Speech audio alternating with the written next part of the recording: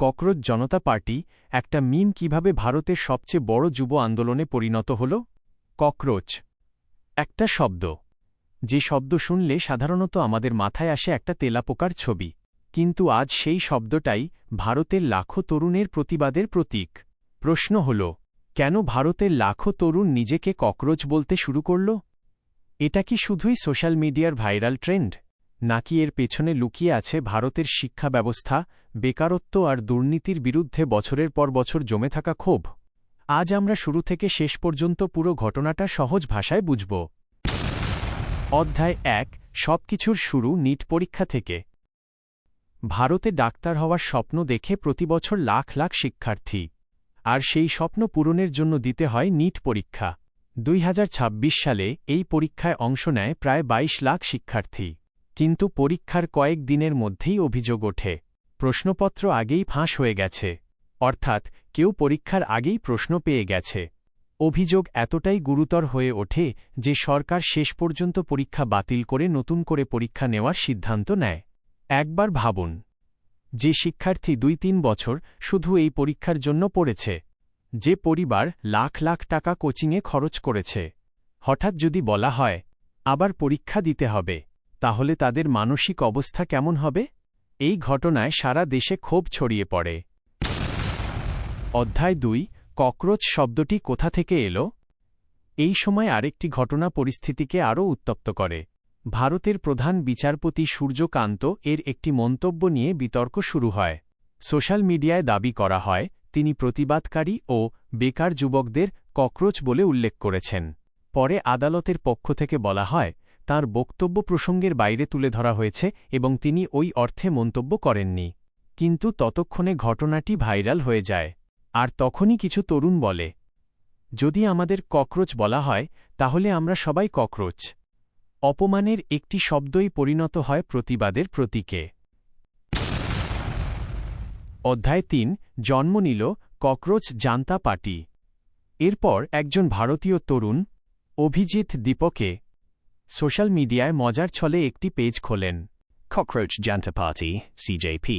প্রথমে এটি ছিল ব্যঙ্গাত্মক উদ্যোগ, কিন্তু কয়েক দিনের মধ্যেই লাখ লাখ মানুষ এতে যোগ দিতে শুরু করে। এর জনপ্রিয়তা এত দ্রুত বাড়ে যে এটি ভারতের অন্যতম আলোচিত সামাজিক রাজনৈতিক আন্দোলনে পরিণত হয়। অধ্যায় ৪, তারা কি চায়? অনেকে মনে করেন এটি শুধু মিম। আসলে তাদের বেশ কয়েকটি রাজনৈতিক ও প্রশাসনিক দাবি রয়েছে। যেমন, পরীক্ষায় প্রশ্নফাঁস বন্ধ করতে হবে, শিক্ষা ব্যবস্থায় জবাবদিহি নিশ্চিত করতে হবে, অবসরের পর বিচারপতিদের রাজনৈতিক নিয়োগ বন্ধ করতে হবে, নির্বাচন আরও স্বচ্ছ করতে হবে, দলবদল রাজনীতি কঠোরভাবে নিয়ন্ত্রণ করতে হবে, স্বাধীন গণমাধ্যমের পরিবেশ নিশ্চিত করতে হবে, নারীদের জন্য ৫০% সংরক্ষণ নিয়ে আলোচনা এগিয়ে নিতে হবে। সবচেয়ে বড় দাবি ছিল শিক্ষামন্ত্রী ধর্মেন্দ্র প্রধানের পদত্যাগ।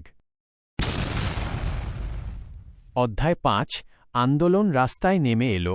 শুরুটা ছিল শুধু ইনস্টাগ্রামে, তারপর আন্দোলন পৌঁছে যায় দিল্লির যন্তর মন্তরে। হাজার হাজার শিক্ষার্থী, অভিভাবক ও তরুণ সেখানে জড়ো হন। তাদের দাবি, আমাদের ভবিষ্যৎ নিয়ে আর খেলবেন না। পরবর্তীতে আন্দোলন দিল্লির বাইরে মুম্বাই, বেঙ্গালুরু, হায়দ্রাবাদ সহ আরও কয়েকটি শহরেও ছড়িয়ে পড়ে। অধ্যায় ৬, সরকার কি বলছে? সরকারের সমর্থক ও কিছু সমালোচকের দাবি, এই আন্দোলনের পেছনে বিদেশি প্রভাব বা ডিপ স্টেট থাকতে পারে। তাদের যুক্তি, আন্দোলনের প্রতিষ্ঠাতা যুক্তরাষ্ট্রে পড়াশোনা করেছেন এবং বিদেশ থেকেই এই প্রচারণার সূচনা হয়েছিল। অন্যদিকে আন্দোলনের সমর্থকদের বক্তব্য, এটি কোনো বিদেশি ষড়যন্ত্র নয়, বরং বছরের পর বছর ধরে জমে থাকা বেকারত্ব, প্রশ্নফাঁস, দুর্নীতি এবং হতাশার বহিঃপ্রকাশ।